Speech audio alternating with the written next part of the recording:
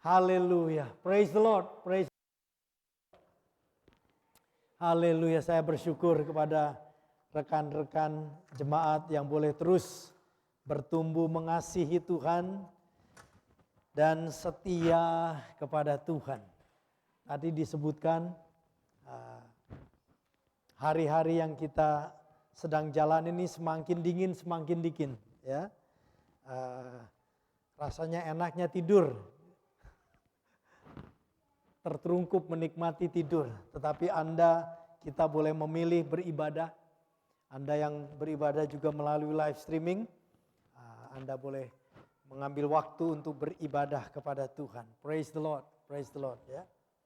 Saudara, kita pernah dengar akan satu kisah di dalam Alkitab, atau kalau saudara pertama kali memperhatikan, kita mau belajar dari peristiwa ini yang cukup detail yang Tuhan berikan kepada kita di kisah di mana Daud sedang merencanakan untuk memindahkan tabut Tuhan.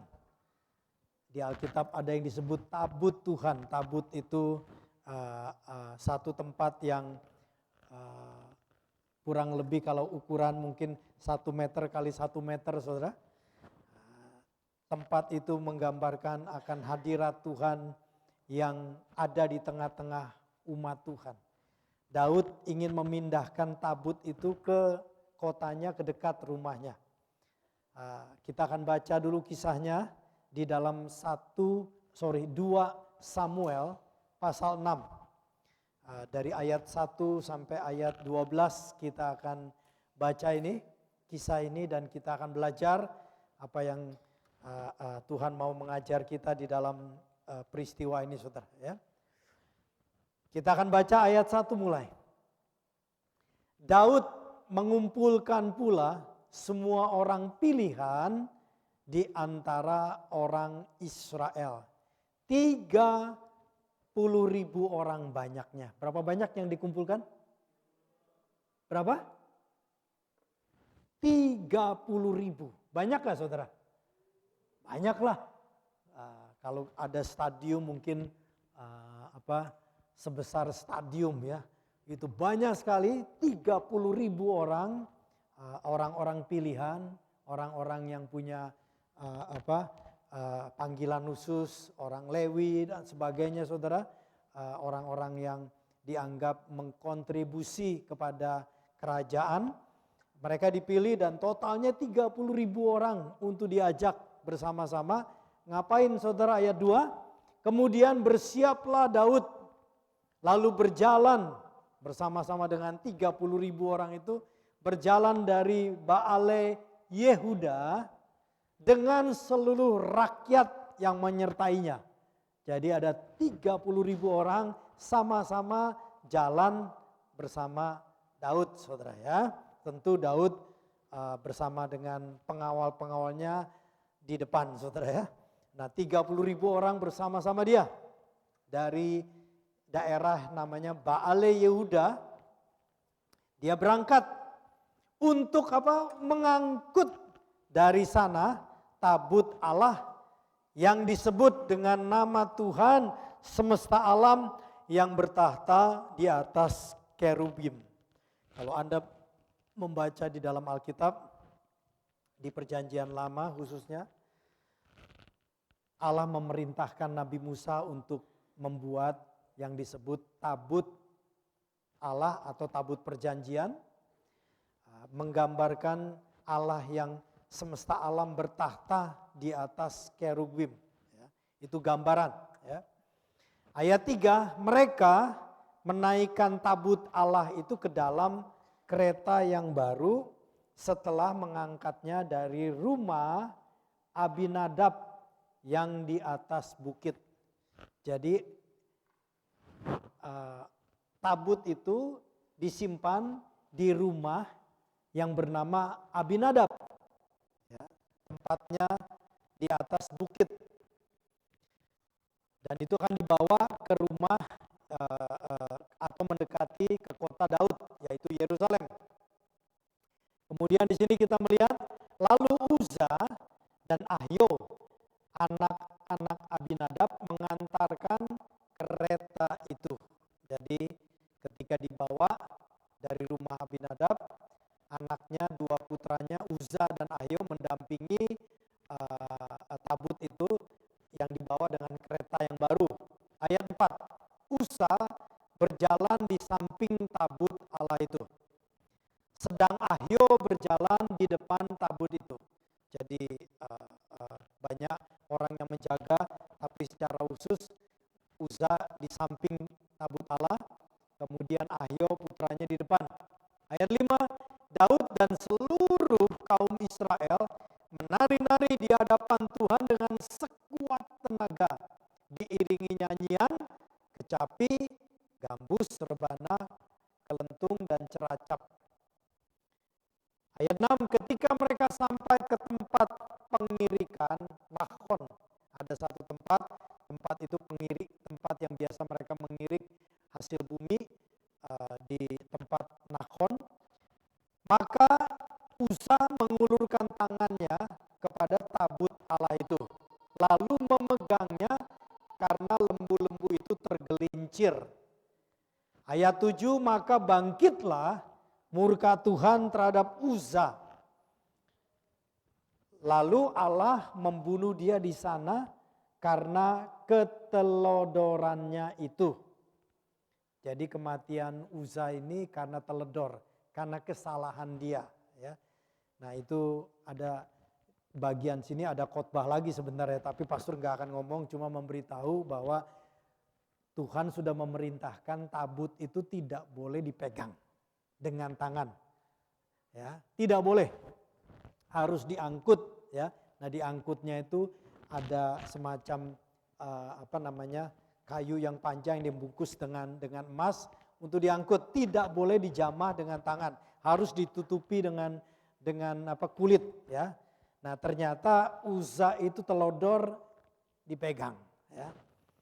Seolah-olah dia mau menjaga Tuhan yang lagi seperti jatuh ya. Tuhan marah, jangan melanggar firman Tuhan ya. Nah, Uza mati di situ karena ketedorannya, ia mati di sana dekat tabut Allah itu. Alkitab mencatat kematiannya di samping atau dekat dengan tabut itu. Ayat 8, akibatnya Daud menjadi marah karena Tuhan telah menyambar Uza demikian hebatnya. Maka tempat itu disebut orang Peres Uza sampai sekarang. Ayat 9, pada waktu itu Daud menjadi takut kepada Tuhan. Lalu katanya, bagaimana tabut Tuhan itu dapat sampai kepadaku? Maksudnya mendekati ke rumahnya, ke kota Daud di Yerusalem. Ayat 10, sebab itu Daud tidak mau memindahkan tabut itu ke tempatnya ke kota Daud. Tetapi Daud menyimpang dan membawanya ke rumah Obed Edom orang Get itu saudara. Ya. Kita melihat, jadi Daud pada waktu itu melihat kejadiannya, dia sangat marah kejadiannya. Kemudian yang kedua, dia menjadi takut. Jadi kalau sudah melihat peristiwa itu, takut, marah jadi satu, dia bingung, dia pengen tabut itu dibawa ke kotanya, mendekati ke rumahnya, tapi di samping itu dia takut bahwa nanti dalam tanda kutip mencelakakan anak-anaknya. Dengar, Tuhan tidak datang untuk mencelakakan, dia datang untuk menyelamatkan. Tetapi Tuhan punya aturan, punya cara, jangan dilanggar. Ketika Uza teledor, menganggap enteng nasihat Tuhan, firman Tuhan, teledor. Ya, teledor itu artinya menganggap enteng, tidak menghargai apa yang dia tahu tentang firman Tuhan, jangan dijamah, jangan dipegang, dan ternyata dipegang juga. Ya, nah, tetapi di sini kita lihat ketika Daud di dalam kebingungannya, di dalam rasa takut, akhirnya dia mengambil keputusan untuk sementara menyimpang atau membawa tabut itu ke rumah yang bernama Obed-Edom. Nah, kemungkinan besar Obed-Edom termasuk di dalam 30.000 orang itu. Kemungkinan. Alkitab tidak mencatat, tapi ada kemungkinan karena tentu dia termasuk orang yang spesial ya. Nah, kemungkinan berada di sana ya. Nah, dibawa ke rumah Obed-Edom. Kita baca ayat 11 dan 12 sama-sama. 1, 2, 3. 3 bulan lamanya tabut itu tinggal di rumah Obed-Edom, orang Get itu. Dan Tuhan memberkati Obed-Edom dan seisi rumahnya. Ayat 12, diberitahukanlah kepada Raja Daud, demikian Tuhan memberkati seisi rumah Obed-Edom dan segala yang ada padanya oleh karena tabut itu. Lalu Daud pergi mengangkut tabut itu dari rumah Obed-Edom ke kota Daud dengan sukacita. Ya. Nah, kita melihat dalam firman Tuhan, tabut perjanjian itu adalah gambaran dari hadirat Tuhan di tengah-tengah umatnya. Kalau Anda membaca perjanjian lama dan melihat bagaimana sejak tabut itu diperintahkan dibuat oleh Musa, Allah memerintahkan Musa untuk membuatnya. Di situ kita melihat bahwa Allah hadir melalui awan yang turun yang ada pada kemah Musa yang disebut kemah Musa. Dan di tempat situ Tuhan hadir di tengah-tengahnya. Nah, di dalam perjanjian lama tabut itu menggambarkan perjanjian dan hadirat Tuhan di tengah-tengah umatnya. Kita bersyukur Tuhan itu bukan cuma mau hadir di perjanjian lama, tetapi dia juga di perjanjian baru Allah mau hadir bersama-sama dengan umatnya. Tuhan mau hadir di tengah-tengah kehidupan kita. Bulan depan Anda akan sering mendengar perkataan Immanuel. Immanuel artinya Allah beserta kita. God with us. Di perjanjian lama Allah ingin menyatakan anugerahnya di tengah-tengah kehidupan umatnya. Di perjanjian baru, di zaman kita hidup juga Tuhan ingin menyatakan anugerahnya dalam kehidupan kita. Haleluya. Praise the Lord, saudara. Ini penting sekali menyadari bahwa saudara dan saya sebagai orang Kristen, kita ini bukan mengikut agama sebenarnya. Ya. Orang mengatakan kekristenan adalah agama, pendirinya Yesus Kristus. Dengar baik-baik, Yesus tidak pernah bawa agama. Tapi dia datang dari surga untuk membawa pengampunan dosa dan keselamatan dan hidup yang kekal. Tidak pernah dia bawa agama. Jadi kalau saudara, kita di Indonesia khususnya kita harus menghormati pemerintah. Anda KTP-nya ditulis sebagai agama Kristen, ya. Nah, saudara, tetapi di dalam kehidupan Anda pastikan bahwa Anda bukan orang beragama, tapi Anda adalah orang yang dimana hadirat Tuhan ada di tengah-tengah kehidupanmu. Karena Tuhan mau bersama-sama kita. Immanuel, melalui Yesus Allah mau bersama-sama kita. Praise the Lord. Sebagai orang Kristen, kiranya kita boleh bertumbuh, saudara. Bertumbuh percaya bahwa you are not alone.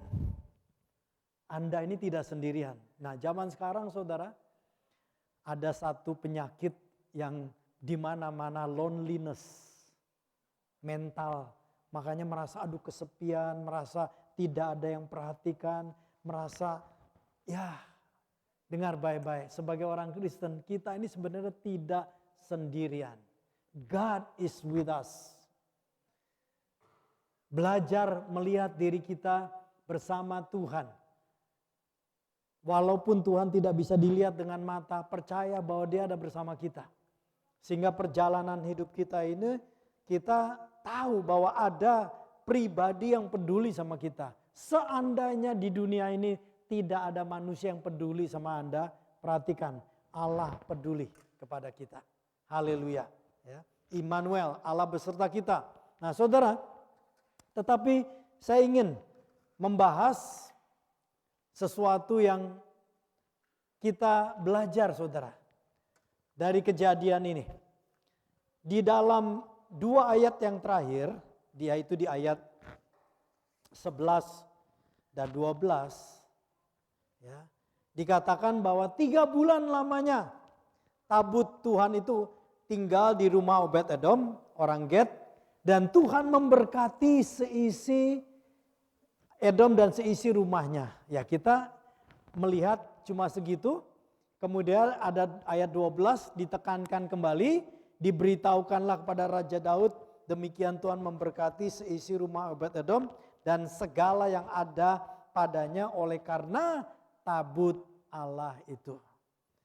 Nah, kita dengernya enak saudara ya.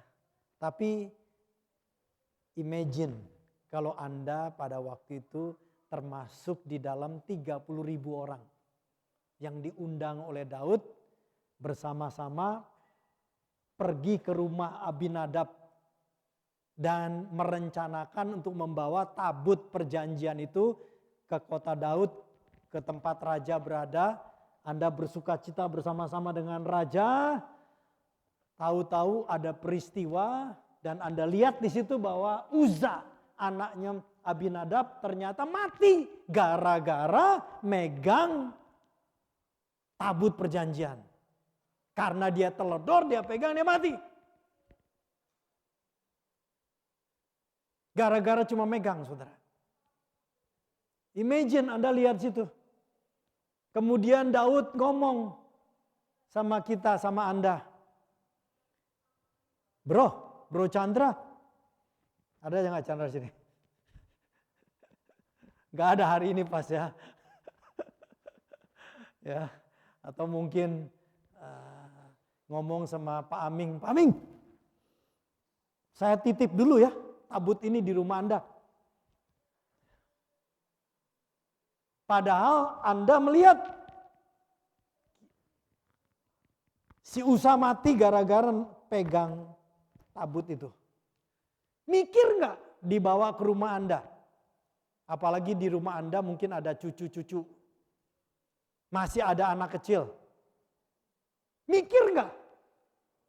Ih, gila. Uza aja cuma Noel mati. Dan ini mesti dibawa ke rumahku. Waduh, aku mikir deh, anakku masih kecil. Jangan-jangan nanti dia pas aku lagi meleng, dia toel-toel, mati anakku. Mikir nggak saudara? Nah kalau kita cuma baca begitu aja, ya begitu. Tetapi kalau kita mulai menyadari apa yang dilakukan oleh Obed-Edom ini dahsyat saudara. Kemungkinan besar dia berada di sana. Kalaupun dia tidak ada di sana, yang menyaksikan kejadian kematian Uza di sebelah tabut Allah itu 30.000 orang. Jadi ceritanya akan cepat, nyampe dengan cepat. Mungkin sebelum seandainya Obed-Edom nggak ada di sana, terus Daud ngomong-ngomong sama teman-temannya, sama advisernya, ayo taruh di mana? Pada nggak ada yang mau, nggak ada yang berani. Oke, kita taruh aja titip ke rumahnya Obed-Edom. Mungkin sebelum tabutnya nyampe di depan rumahnya Obed-Edom, mungkin beritanya sudah nyampe ke sana. Karena mulut lebih cepat. Nyampe sana saudara. Ya. Obed-Edom. Bentar lagi raja akan datang sini nih. Mau nitip tabut. Tapi lu pikir baik-baiklah. Ini barusan itu berapa jam yang lalu. Si Abinadab anaknya Uza mati gara-gara megang tabut itu saudara. Alkitab tidak ngomong apa-apa. Tapi hanya berkata Obed-Edom menerimanya saudara. Dengan jelas dia menerima tabut itu berada di rumahnya selama 3 bulan. Tapi bayangin saudara. Kalau pada hari tabut itu mau dibawa ke rumahnya. Alkitab mencatat dan memberitahu bahwa Uza, anaknya Abinadab itu mati di dekat tabut Allah itu. Sekarang tabut itu mau dibawa ke rumah Obed-Edom. Imagine, bos Obed Edom afraid? Apakah dia takut? Mungkin aja saudara. Karena ditoel aja mati. Bagaimana kalau ditaruh di dalam rumahnya nanti kalau ada cucunya yang Noel? Kan anak zaman dulu, keluarga zaman dulu banyak anaknya saudara, banyak cucunya. Ya. Bisa juga Obed Edom ya udahlah nggak ada pilihan. Karena yang memerintahkan, yang minta raja, ya aku hormat sama raja. Nggak tahu, Alkitab tidak mencatat apa-apa tentang Obed Edom pada kejadian itu. Tapi yang jelas saudara, bahwa Obed Edom walaupun dia tahu kematian Uza yang di dekat dengan tabut karena menoel tabut itu, Obed Edom tidak melihat atau menilai kematian Uza sebagai halangan yang membuatnya ketakutan, tetapi dia melihat sebagai kesempatan untuk mengalami hadirat Tuhan dalam hidupnya.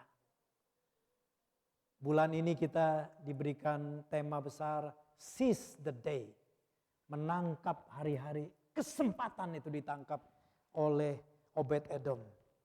Nah, kenapa saudara sebagai umat Tuhan, Obed Edom kan tahu, sebagai orang Israel dia tahu kisah Nabi Musa yang diperintahkan Tuhan membuat tabut perjanjian, tabut Tuhan itu. Dan Obed Edom juga sebagai orang Israel, umat Tuhan, dia sering tahu dan dia mungkin membaca juga cerita-cerita di mana hadirat Tuhan ada bersama-sama dengan Musa pada waktu Musa masuk ke kemah perjanjian, ke kemah suci. Dia sudah baca cerita-cerita, dia tahu diceritakan turun-temurun kisah itu. Dalam pikiran pastor mungkin dia mengambil kesempatan pada waktu itu dan berpikir, mungkin dia berpikir, now, dulu Musa mengalami hadirat Tuhan. Now, sekarang kesempatan bagi Obed Edom untuk mengalami secara pribadi hadirat Allah di dalam rumahnya. Dulu dia dengar Musa mengalaminya di bait, di kemah suci. Sekarang siapa tahu aku mengalami hadirat Tuhan di rumahku sendiri. Mungkin juga Obed Edom. Jadi kita harus pakai imajinasi karena Alkitab tidak mencatat apa-apa. Tetapi yang jelas bahwa Obed Edom bersedia menerima tabut itu. Mungkin dia melihat, menilai bahwa kalau tabut Allah itu ada di dalam rumahnya. Dia tahu bahwa ketika tabut itu ada di dalam bait kemah suci Musa datang ke sana untuk melayani Allah. Mungkin dia menilai sekarang tabut itu ada di dalam, kalau tabut itu ada di dalam rumahnya, itu adalah kehormatan besar bagi Obed Edom untuk melayani Allah. Mungkin juga Obed Edom belajar mau menghormati Raja Daud. Dan dia tahu Raja Daud itu adalah raja pilihan Allah dan diurapi oleh Allah. Dia tahu itu.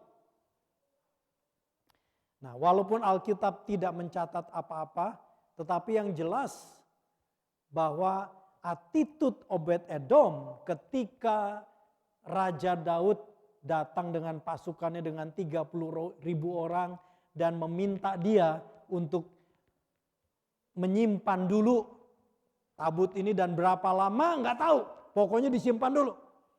Nggak ada perjanjian mau berapa lama. Yang jelas adalah bahwa tabut perjanjian waktu dibawa ke rumah seorang bernama Abinadab, tempat di mana Daud mengambil itu 20 tahun disimpan di sana. Sekarang dibawa ke rumah Obed Edom. Nggak tahu berapa lama. Ya. Tetapi attitude Obed Edom ini rupanya sangat dihargai oleh Allah. Sehingga Tuhan mencatat di dalam firman-Nya, Tuhan memberkati Obed Edom dan seisi rumahnya. Alkitab memang tidak cerita apa-apa, tetapi attitude dari Obed-Edom kita lihat dihargai oleh Tuhan. Dan Tuhan memberkati Obed-Edom dan seisi rumahnya. Obed-Edom selama 3 bulan itu selalu menyembah Tuhan ketika tabut itu berada di rumahnya. Obed-Edom juga tahu bagaimana cara untuk memelihara, menjaga, dan menghormati tabut Allah. Saya tidak ngerti bagaimana dia mendidik anak-anaknya. Mungkin juga ada cucunya di situ. Pokoknya tidak boleh disentuh dengan tangan. Gak gampang saudara. Apalagi anak-anak kecil diajarin. Tapi yang jelas Obed-Edom itu betul-betul menjaga dan menghormati tabut Tuhan. Sehingga di dalam rumahnya tidak ada satupun dengan tangan kosong menjamah tabut itu. Dia menghormati Allah. Di dalam yang berada bersemayam di tabut perjanjian, tabut Allah itu yang berada di rumahnya. 1 Samuel pasal 2 ayat 30b. 1 Samuel pasal 2 ayat 30b berkata begini. Tuhan berkata bagian 30b ya bagi. Sebab siapa yang menghormati aku, Tuhan berkata akunya huruf besar. Siapa yang menghormati aku akan kuhormati. Tetapi siapa yang menghina aku akan dipandang rendah. Somehow Obed-Edom ini menghormati Tuhan. Sehingga dia mendapat penghormatan dari Tuhan. Dan firman Tuhan berkata, Tuhan memberkati Obed-Edom dan seisi rumahnya. Kita tidak diceritakan bahkan berkatnya itu apa enggak. Walaupun ada petunjuk sedikit. Kalau di dalam Tawarikh disebutkan bahwa Obed-Edom itu punya 8 anak laki-laki. Yang perempuan tidak dituliskan, tapi 8 anak laki-laki. Nah saudara, berkat dia. Yang lain kita tidak tahu. Kemungkinan, karena kalau di dalam perjanjian lama berkat yang umat Tuhan nikmati itu kebanyakan dari hasil bumi atau peternakan.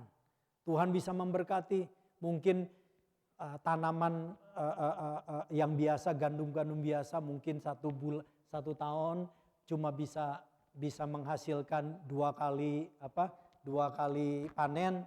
Tapi waktu rumah Obed-Edom berada di tabut Allah berada di rumah Obed-Edom, mungkin Tuhan bisa bergerak dengan caranya sehingga setiap bulan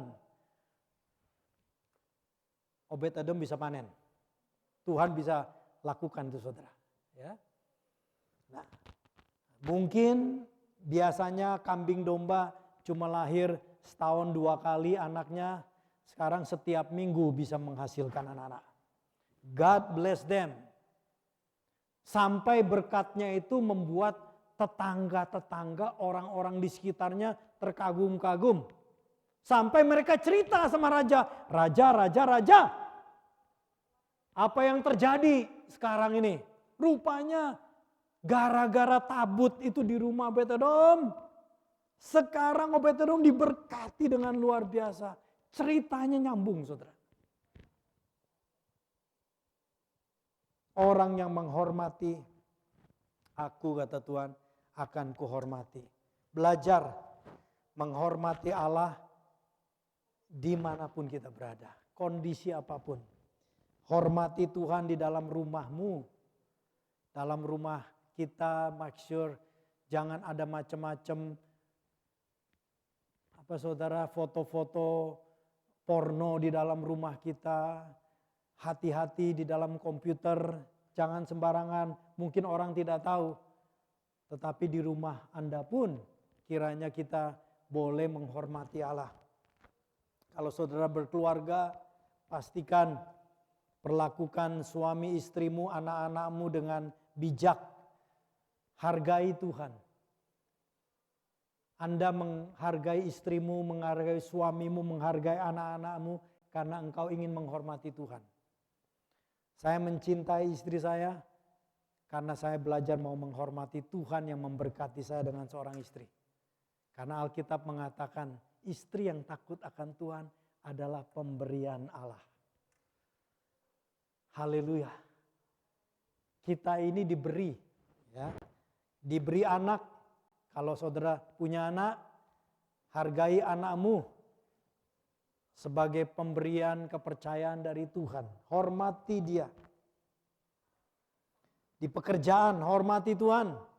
Pastikan bahwa Anda jangan curang di pekerjaan, jangan bohong-bohong dalam pekerjaanmu. Di sekolah Anda, pastikan dalam kuliah Anda, belajar Anda. Hormati Tuhan di dalam sekolah Anda. Hormati Tuhan di dalam bisnismu. Hormati. Karena prinsip barang siapa yang menghormati aku, kata Tuhan, akan ku hormati. Allah sendiri akan menghormati. Di gereja pun di saat beribadah Anda hormati Tuhan. Kita tidak melihat, tapi kita percaya kalau kita memuji Tuhan dengan segenap hati kita, Dia hadir, Dia bertahta di atas puji-pujian umatnya. Haleluya. Dia hadir di atas puji-pujian umatnya. Itu Alkitab yang mengatakan, 2-3 orang berkumpul dalam nama Yesus, aku hadir. Kita berkumpul dalam nama Tuhan Yesus, amin. 2-3 orang Tuhan hadir di tengah-tengah kita. Di tengah-tengah kita hadir. Makanya pada waktu di ibadah, jangan ingat kesalahan orang lain. Jangan kesel sama orang. Kalau Anda kesel buru-buru, Tuhan aku mengampuni orang itu. Tuhan aku mengampuni orang itu. Jangan sambil ibadah, brengsek orang itu. Nanti ya. Loh, Anda tidak menghormati Tuhan yang ada di atas puji-pujian umatnya. Hormati Tuhan. Ada sesuatu yang salah dalam hidup kita, berubahlah. Hormati Tuhan. Hormati Tuhan. Dimanapun kita berada, hormati. Berapa lama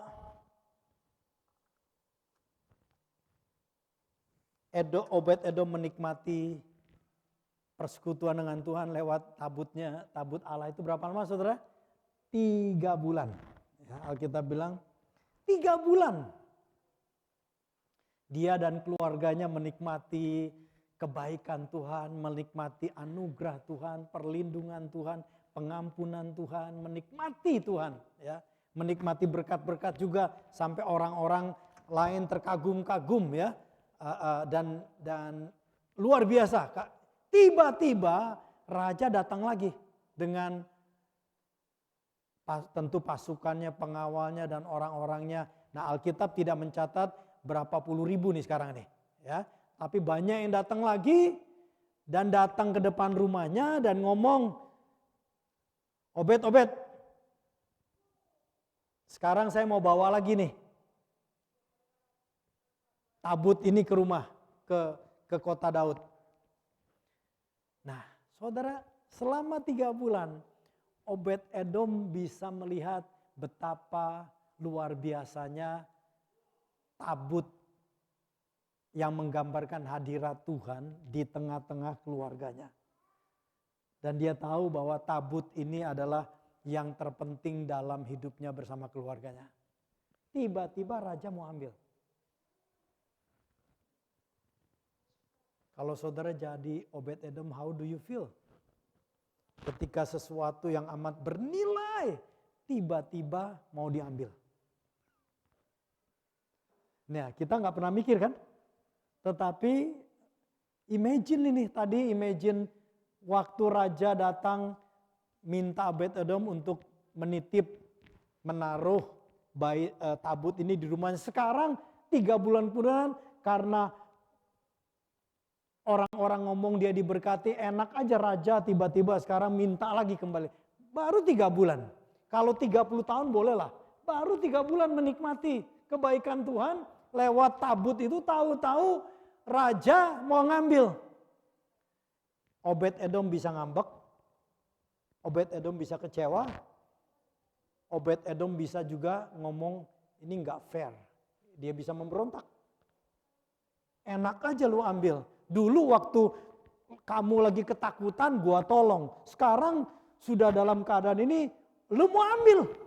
Enak aja. Saudara, Coba pikirkan ini. Tiba-tiba hal yang sangat bernilai itu mau diambil begitu aja, saudara. Nah, saudara, kita pikirkan apa sih yang bernilai dalam kehidupan ini? Kesehatan bernilai enggak? Bernilai. Saudara sedang menikmati luar biasa kehidupan kekristenanmu, tahu-tahu engkau sakit. Diambil aja kesehatanmu begitu. Orang bisa kecewa. Kekayaan. Lagi sedang jaya-jayanya. Bisa diambil. Ayub. Kita ingat kisah Ayub kan? Dia sedang, Alkitab mengatakan dia adalah orang yang terkaya di timur pada zaman itu. Punya sekian ribu onta, sekian ribu domba, dan sebagainya, dan sebagainya. Begitu banyak. Sampai ribuan pegawainya, saudara. Ya. Kalau zaman sekarang, Ayub itu termasuk billionaire. Ya. Bukan cuma miliarder, triliuner. Termasuk golongan triliun. Ya. Tiba-tiba kekayaannya diambil. Nggak gampang, saudara. Yang nggak tahan adalah istrinya. Sampai bilang, kamu sudah begitu masih mau nyembah Tuhan. Kekayaan, pekerjaan, Anda mendadak di PHK, atau usahamu tiba-tiba gagal.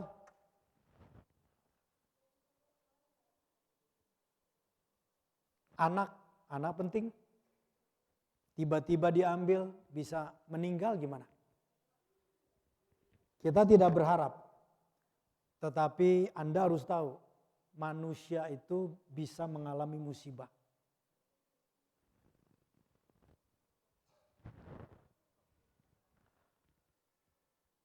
Suami istri sangat penting.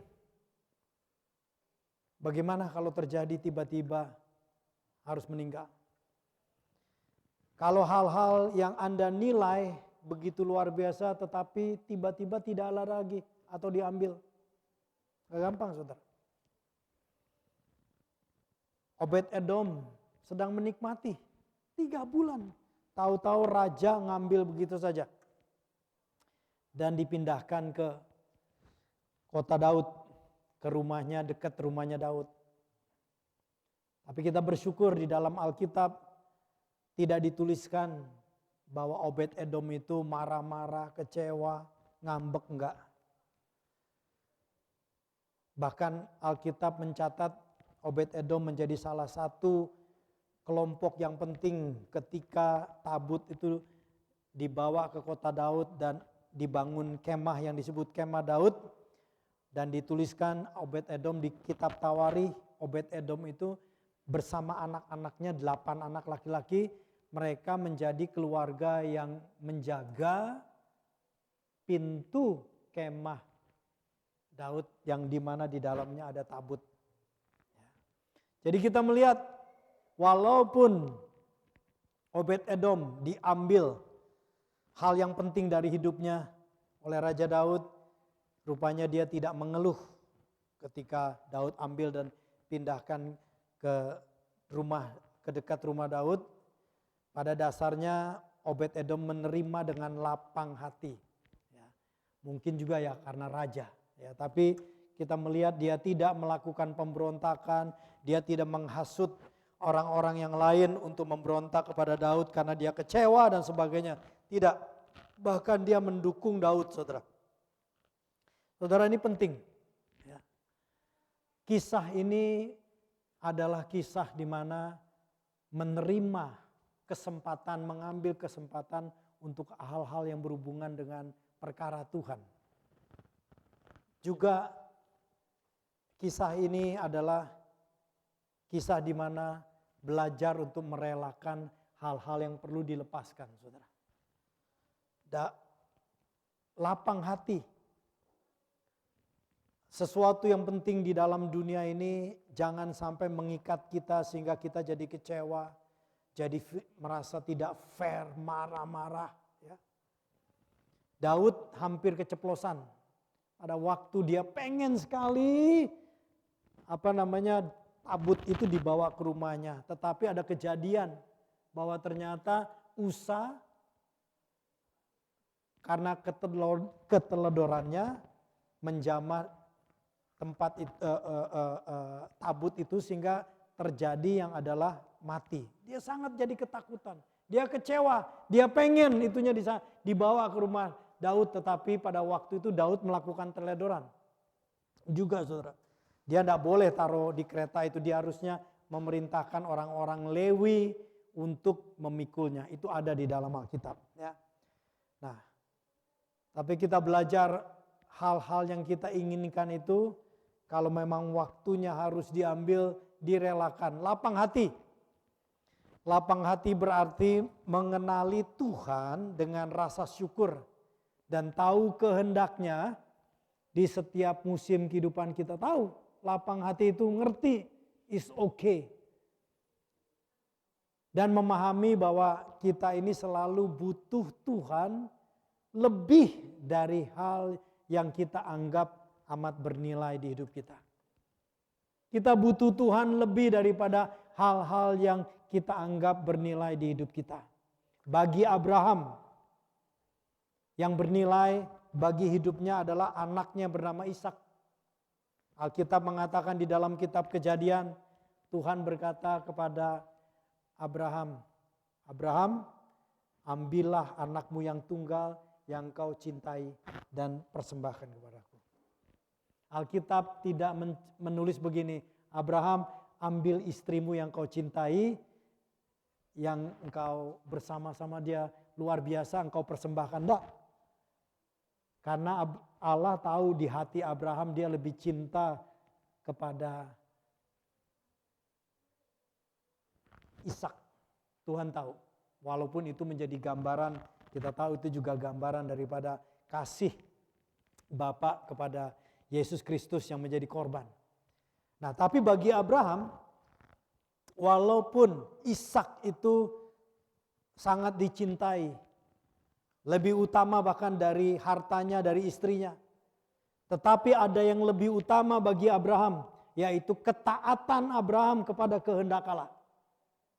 Pada waktu Allah minta anaknya, dia belajar untuk taat. Dia tidak ngerti kenapa harus begitu, tetapi dia mau belajar taat.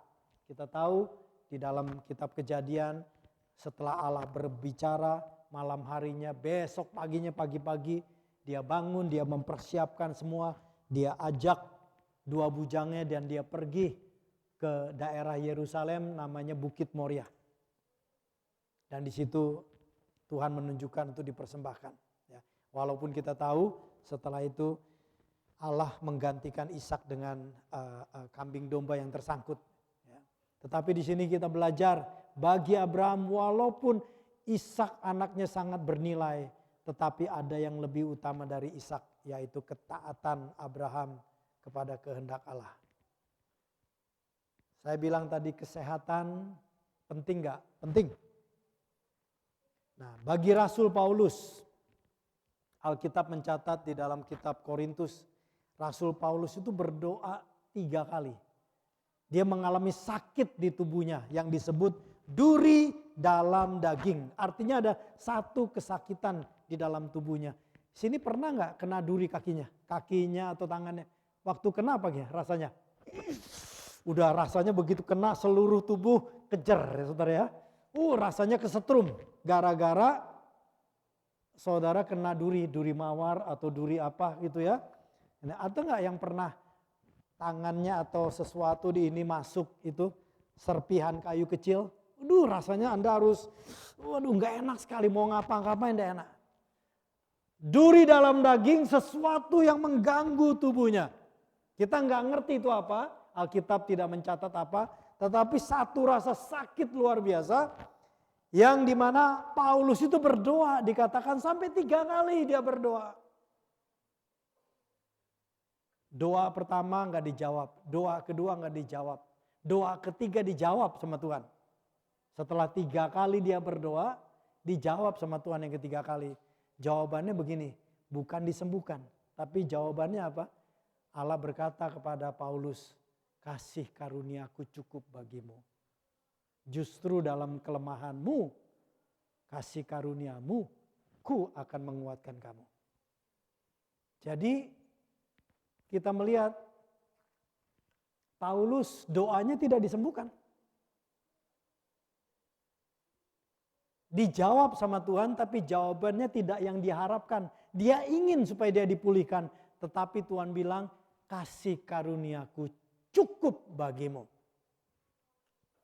Di sini kita belajar bagi Paulus. Walaupun dia ingin disembuhkan, dipulihkan. Dari yang disebut duri dalam daging. Artinya ada kesakitan yang luar biasa. Tetapi bagi Paulus ada sesuatu yang lebih penting dari kesembuhan. Yaitu mempercayai kasih karunia Tuhan. Lebih dari keinginannya untuk kesembuhan. Kisah Obed-Edom adalah kisah juga jangan kecewa kalau keadaan hidup kita tidak seperti yang kita inginkan. Saya percaya Obed-Edom sih kalau bisa selamanya aja deh tabut itu ada di rumahku. Tapi cuma diizinkan cuma 3 bulan kemudian diambil. Tapi dia tidak kecewa saudara.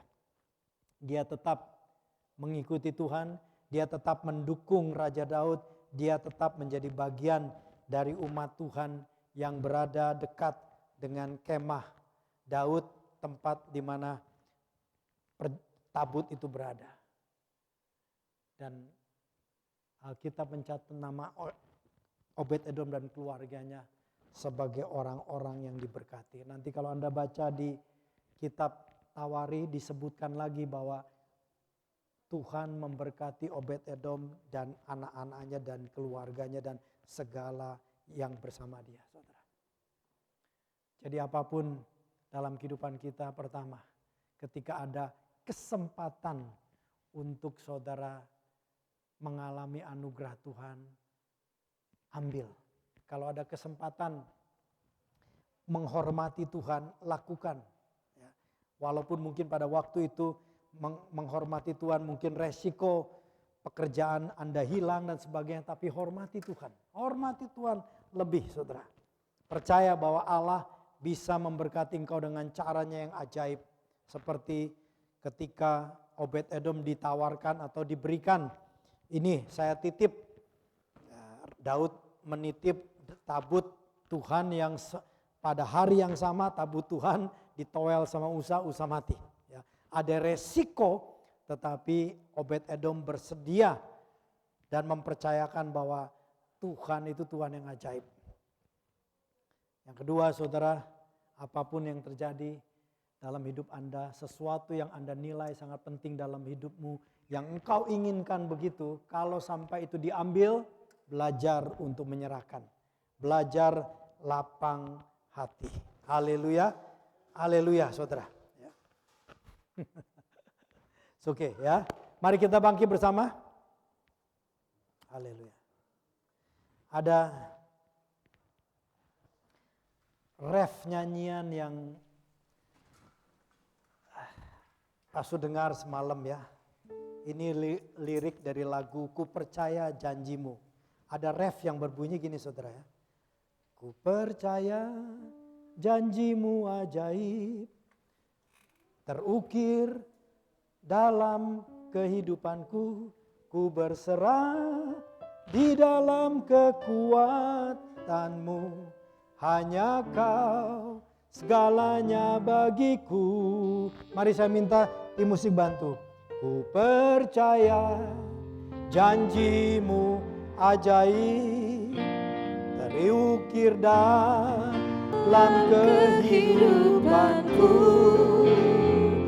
ku berserah di dalam kekuatanmu, ku percaya. Sekali lagi ku percaya janjimu ajaib, ku percaya janjimu ajaib,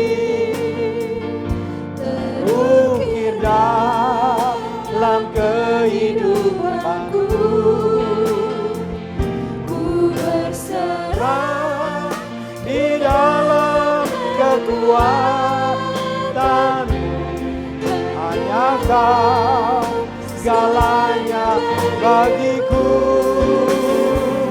Ku percaya janjimu ajaib, terukir dalam kehidupanku.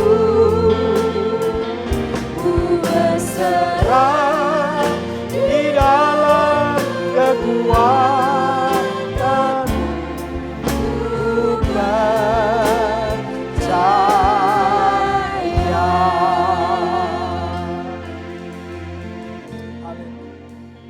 Tuhan, terima kasih. Kami belajar, terkadang kami tidak mengerti seperti Obed-Edom. Mengambil kesempatan. Walaupun mungkin saja dia juga bingung. Mungkin saja dia kaget. Karena sebelumnya pada hari itu ada yang meninggal. Orang dekat dengan tabut Tuhan. Tetapi dia membuka rumahnya, membuka hidupnya untuk tabut itu berada. Tabut adalah gambaran daripada hadirat Tuhan di tengah-tengah umatnya.